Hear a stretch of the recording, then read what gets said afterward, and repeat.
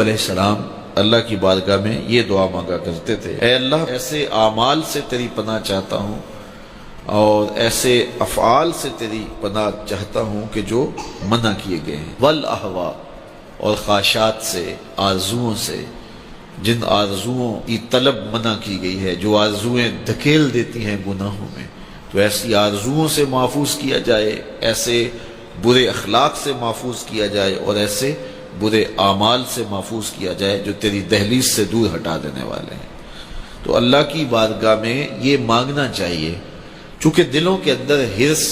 ہوس، خواہشات بہت کچھ جنم لیتی اور انسان ان خواہشات کو پورا کرنے کے لیے پھر دیوانہ ہو جاتا ہے، اور وہی دیوانگی اس کو حلال اور حرام کی تمیز ختم کر دیتی۔ جب کسی چیز کو حاصل کرنے کا جنون پیدا ہوتا ہے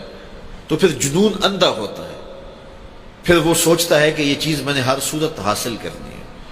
تو اس کو حاصل کرنے کے لیے پھر وہ قدروں کو پامال کر دیتا ہے، حقوق کو پامال کر دیتا ہے، شرم و حیا اتار دیتا ہے، حتیٰ کہ وہ اللہ کے بتائے ہوئے اصول اور ضوابط اور طریقے ان کو بھی پامال کر دیتا ہے۔ کسی کا خون نچوڑنا پڑے، کسی کا حق غصب کرنا پڑے، کسی کا مال لوٹنا پڑے، وہ اپنے ہدف تک ہر صورت پہنچنا چاہتا ہے کہ یہ میرا ہدف ہے، میرے پاس اتنی جائیداد ہونی چاہیے، مجھے یہ حاصل کرنا ہے اور ہر صورت حاصل کرنا ہے۔ تو اگر یہ حرص ہی مٹ جائے، یہ ہوس ہی کم ہو جائے، تو پھر انسان کی زندگی سوکھی ہو جائے گی، وہ جہاں ہوگا وہاں مطمئن ہوگا۔ تو اللہ کی بارگاہ میں یہ دعا مانگنی چاہیے کہ مالک میری آرزوئیں کم ہو جائیں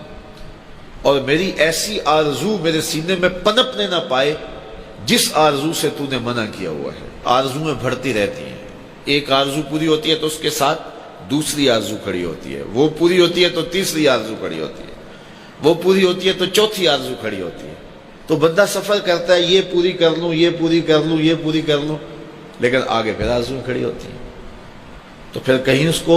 جو ہے وہ فل سٹاپ تو لگانا پڑے گا کہ اس سے آگے نہیں ہے۔ تو جب وہ فل سٹاپ لگا لے گا تو پھر اس کی زندگی سوکھی ہوگی، لیکن جب آرزویں اسے کہیں ٹھہرنے نہیں دیتی تو قبر کے کنارے تک بھی اس کی آرزویں تکمیل پذیر نہیں ہوتی۔ وہ غالب نے کہا تھا، ہزاروں خواہشیں ایسی کہ ہر خواہش پہ دم نکلے، بہت نکلے میرے ارمان لیکن پھر بھی کم نکلے۔ تو جتنے بھی دنیا کے اوپر لوگ اپنی زندگی کے مقصد کو فراموش کر دیتے ہیں، وہ آرزوؤں کا شکار ہو جاتے ہیں، اہوا کا شکار ہو جاتے ہیں، خواہشات کے اسیر اور قیدی ہو جاتے ہیں۔ لیکن خواہشات بڑھتی چلی جاتی ہیں اور انسان کی کبھی بھی تکمیل نہیں ہوتی۔ حضور نے فرمایا، ابن آدم کو اگر ایک وادی سونے کی دے دی جائے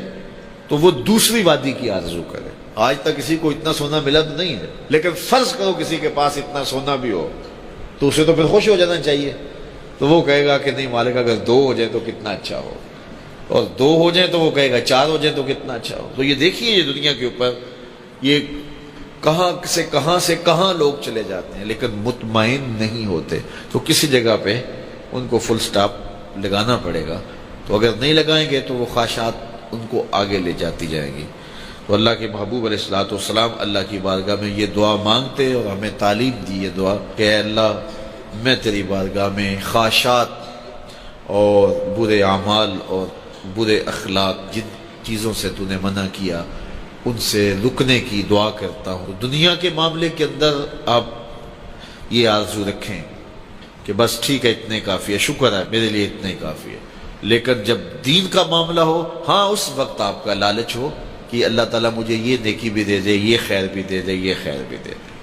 5 نمازیں پڑھتا ہوں اللہ مجھے تہجد بھی دے دے، پھر کہا مالک تو مجھے 7 روزے رکھنے کی توفیق بھی دے دے، صدقے کی توفیق بھی دے دے، تو پھر آرزو بڑھتی رہے صدقے کی، خیرات کی، نیک اعمال کی۔ لیکن یہاں ہم جب اعمال خیر کی بات آتی ہے تو اس وقت ہمارا رویہ یہ ہوتا ہے کہ اگر فلاں بخشا گیا تو ہم بھی بخشے جائیں گے، فلاں تو نماز بھی نہیں پڑھتا، میں تو پھر 5 پڑھتا ہوں۔ اور جب دنیا کا معاملہ آتا ہے تو پھر ہم اپنے جو ہے وہ آگے دیکھتے ہیں کہ فلاں کہاں پہنچ گیا، ہم کتنے پیچھے رہ گئے۔ تو ہماری پریشانی، ہماری ٹینشن یہ ہے کہ ہم دیکھتے ہیں فلاں کے پاس وہ ہے، ہمارے پاس نہیں ہے۔ لیکن اگر ہم نیچے دیکھیں کہ فلاں کے پاس یہ بھی نہیں ہے تو پھر